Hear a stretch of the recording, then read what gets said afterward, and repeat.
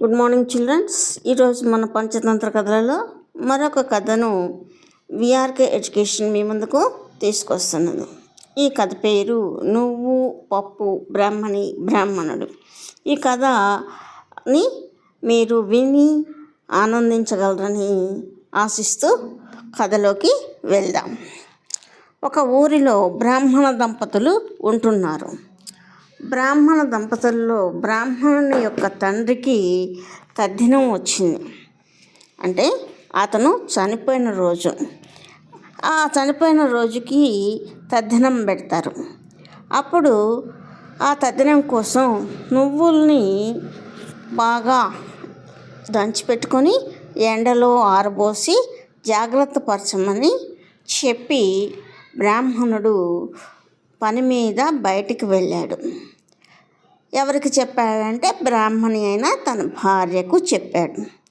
భార్య ఏం చేసిందంటే ఆ నువ్వు పప్పును బాగా ఆరబోసి ఎండలో తను లోపలికి వెళ్ళిపోయింది. ఆ సమయంలో ఒక కోడి వచ్చి ఆరబోసిన నువ్వు పప్పును కాళ్ళతో చిమ్ముతూ అందులో అవసరమైనవి తింటూ గంతులు వేస్తూ ఉన్నది. ఆ సమయంలో బయటకు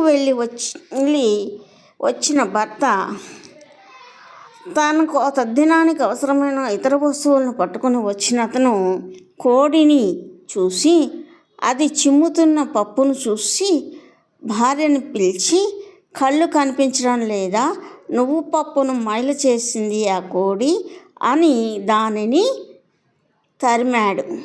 కోడి వెళ్ళిపోయింది. ఈయన ఆ పప్పు మడితో ఉంది కదా, మడితో ఆరబోస్తున్నది. అప్పుడు ఈయన దేనికి యూజ్ చేయరు, తద్దినానికి అస్సలు యూజ్ చేయరు. మళ్ళీ ఆ నువ్వుల్ని ఇంకొక కొద్ది నువ్వుల్ని బాగా ఇసుక మట్టి ఏమీ లేకుండా చూసుకొని దాన్ని మళ్ళా శుభ్రపరచుకొని మళ్ళా దంచిపెట్టుకొని ఆ తొక్కంతా తీసేసి మళ్ళీ పప్పును ఆరబెట్టాలి. దంచిపెట్టుకున్నది ఆరబెట్టుకోవాలి. అలా ఆ పప్పును తయారు చేసుకోవాలి అంటే ఆ రోజుకి చాకి టైం చాలదు, సమయం సరిపోవడంలా. అందుకని మళ్ళీ ఎవరైనా ఇలా దంచిన పప్పును ఇస్తారేమో చుట్టుపక్కల వాళ్ళు, నువ్వు దంచాల్సిన పప్పును ఇచ్చి దంచిన పప్పుని నువ్వులు ఇచ్చి దంచిన నువ్వుల్ని అడిగి తీసుకొని రా అనని మళ్ళీ దంచి పప్పు చేసుకుందాం అని అన్నాడు బ్రాహ్మణుడు. బ్రాహ్మణి అలాగే అంది. ఆ ఇల్లాలు ఆ పప్పును ఒక డబ్బాలో వేసుకొని ఇరుగు పొరుగు ఇళ్ళకి వెళ్ళి అడిగింది. ఎవరు పప్పు తీసుకొని నువ్వులు ఇవ్వడానికి అంగీకరించలేదు. ఒక ఇల్లాలు తాము నువ్వులు దంచకుండా పప్పు వచ్చిందని ఆనందించింది. పప్పును తీసుకొని నువ్వులు ఇచ్చింది. అనంతరం కొంతసేపటికి నువ్వులు ఇచ్చిన ఆమె భర్త ఇంటికి వచ్చాడు. జరిగిన విషయం భార్య చెప్పగా తెలుసుకుని ఆ భార్యకే చివాట్లు పెట్టాడు. ఓసి వెరిబాగులదానా, ఎవరైనా దంచిన పప్పునిచ్చి నువ్వులు తీసుకువెడతారా? అందుకేదో కారణం ఉండి ఉంటుంది. మోసం జరిగింది. నువ్వు వెంటనే వారి ఇంటికి వెళ్ళి వారు ఇచ్చిన పప్పును వారికే ఇచ్చి నువ్వు వారికి ఇచ్చిన నువ్వులను తీసుకొని రా అని మందలించాడు. వెంటనే అతని భార్య నువ్వు పప్పును వారికి ఇచ్చేసి నువ్వులను తీసుకొచ్చేసింది. ఈ కథను వినాకర్ణుడు పప్పు ఇచ్చిన కొత్త నువ్వులు తీసుకెళ్లడంలో అందుకేదో కారణం ఉండనే ఉంటుంది. అలాగే ఒక ఎలుక ఇంత ధైర్యంగా ఉండేందుకు కారణం ఉండి ఉంటుంది అన్నాడు. అతని మాటలు విని అవును, నువ్వు అన్నది నిజమే కావచ్చు. ఆ ఎలుక గోడ కింద పెద్ద కన్నం చేసింది. మిగతా ఎలుకలన్నీ జత చేసుకొని అన్నీ అందులో ఉంటున్నాయి. మనం ఈ కన్నాన్ని లోతుగా తవ్వితే ఆ ఎలుకలన్నీ బయటపడతాయి. వాటి మోసం తెలుస్తుంది అన్నాడు చూడాకర్ణుడు. నువ్వు అన్నట్లు ఈ పని ఎప్పుడో చేయాల్సింది. 2 గుణపాలు పట్టుకొనిరా అన్నాడు వీణాకర్ణుడు. ఆ తరువాత వాళ్ళు గుణపాలు తెచ్చి తవ్వుతూ ఉన్నారు. ఇలా జరుగుతుందని ముందే తెలుసుకున్న వెలుకలు అన్నీ పారిపోయాయి. అక్కడ ఈ ఒక ఎలుక మాత్రమే ఉండి చాటున నక్కి వాళ్ళ మాటలు వింటూ ఉన్నది. చూడాకర్ణుడు విషయం అర్థం చేసుకొని వీణాకర్ణునితో చూసి సంపదనంతా పోగొట్టుకుని ఆ ఎలుక పేదదైపోయింది పాపం అంటూ సన్యాసిని చూస్తూ నవ్వాడు.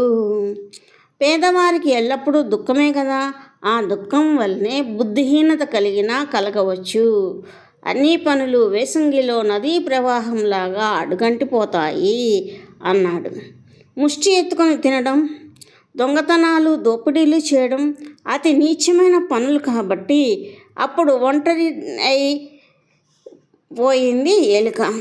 అప్పుడే దిక్కులేక పడి ఉండే కన్నా అడవిలోకి వెళ్ళి బ్రతకడం ఎంతో మేలు అనుకుంటూ ఉండగా చూడాకర్ణుడు ఆ ఎలుకను చూశాడు. ఆ ఎలుకను, వసే దొంగమొహందానా, ఇంకా ఇక్కడే ఉన్నావా, చూడు నిన్ను ఏం చేస్తాను అంటూ చేతపట్టిన గుణపాన్ని ఆ ఎలుక మీదకి విసిరాడు. ఆ గుణపం దెబ్బకు ఎలుక చావవలసిందే. ఆయుర్దాయం ఉంది కనుక అక్కడి నుంచి తప్పించుకున్నాను.